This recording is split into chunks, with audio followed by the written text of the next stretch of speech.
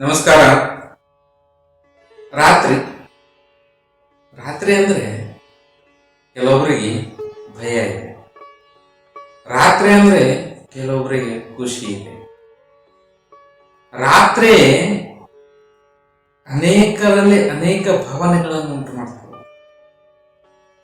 ಹಗಲು ರಾತ್ರಿಗೆ ತನ್ನದೇ ಆದ ಒಂದು ಮಹತ್ವ ಇದೆ. ಕೆಲವರು ಖುಷಿ ಪಡಲು ರಾತ್ರಿಗೆ ಕಾಯ್ತಾರೆ. ಹಲವರು ಕತ್ತಲಲ್ಲಿ ಎಳೆಯಲು ರಾತ್ರಿಗಾಗಿ ಕಾಯ್ತಾರೆ. ಇದರಿಂದ ನಾವು ಅರ್ಥ ಮಾಡ್ಕೋಬೇಕಾದದ್ದು ಬಹಳಷ್ಟು ಅದ. ಅನೇಕರ ಜೀವನದಲ್ಲಿ ರಾತ್ರಿ ಕತ್ತಲು ಬಂತು ಅಂದ್ರೆ ರಾತ್ರಿ ಅಂತೀವಿ. ಕಷ್ಟಗಳು ಬಂದವು ಅಂದ್ರ ಜೀವನದ ಕತ್ತಲು ಕವಿದಂತೀವಿ.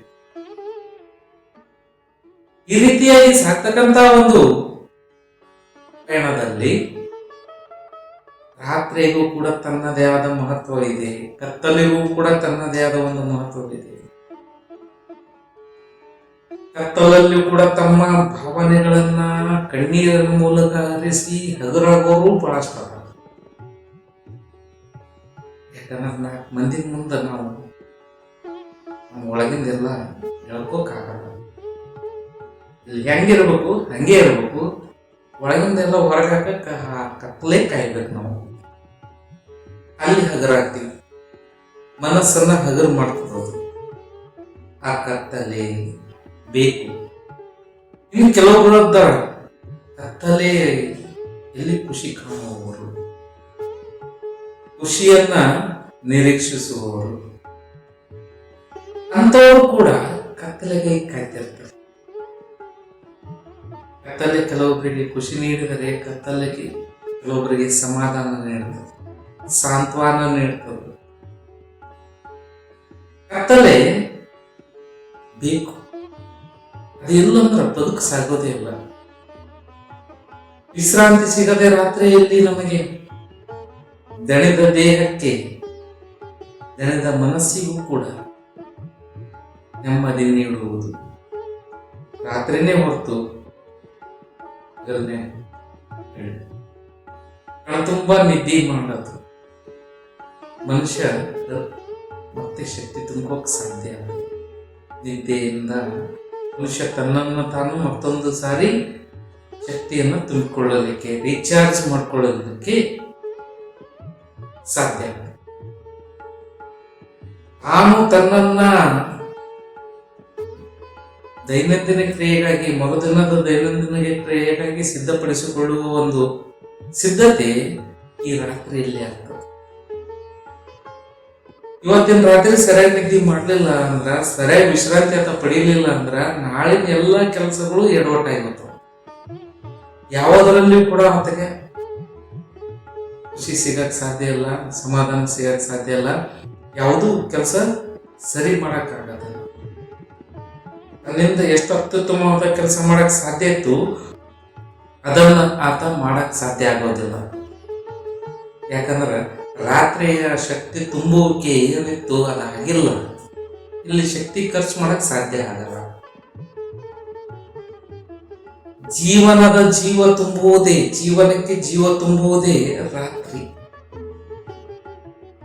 ಅದು ಪ್ರತಿದಿನದ ನಮ್ಗ ಖರ್ಚು ಮಾಡಕ ಜಮ ಮಾಡ್ತದೆ. ದೇಹಕ್ಕೆ ಶಕ್ತಿ, ಮನಸ್ಸಿಗೊಂದು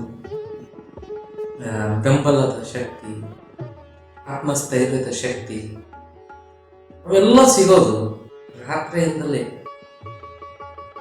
ಅದಕ್ಕಾಗಿ ರಾತ್ರಿ ಎಲ್ಲರಿಗೂ ಬೇಕು. ರಾತ್ರಿ ಇಲ್ಲದ ಜೀವನ ಅದು ಅಲ್ವೇ ಅಲ್ಲ.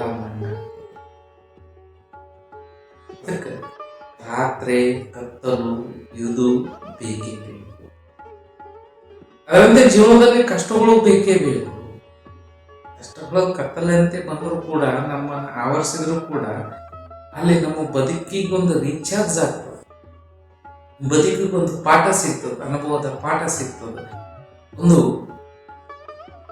ಮುಂದಿನ ಒಂದು ಉತ್ತಮತೆಗಾಗಿ ಈಗಿನ ಕಷ್ಟದಲ್ಲಿ ಸಿದ್ಧತೆ ಉಂಟಾಗ್ತದೆ.